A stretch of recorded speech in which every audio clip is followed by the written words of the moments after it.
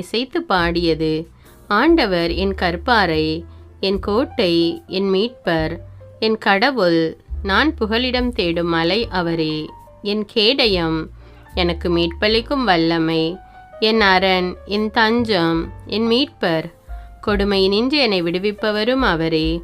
போற்றற்குரிய ஆண்டவரை நோக்கி நான் மன்றாடினேன். என் எதிரிகளிடமிருந்து நான் மீட்கப்பட்டேன்.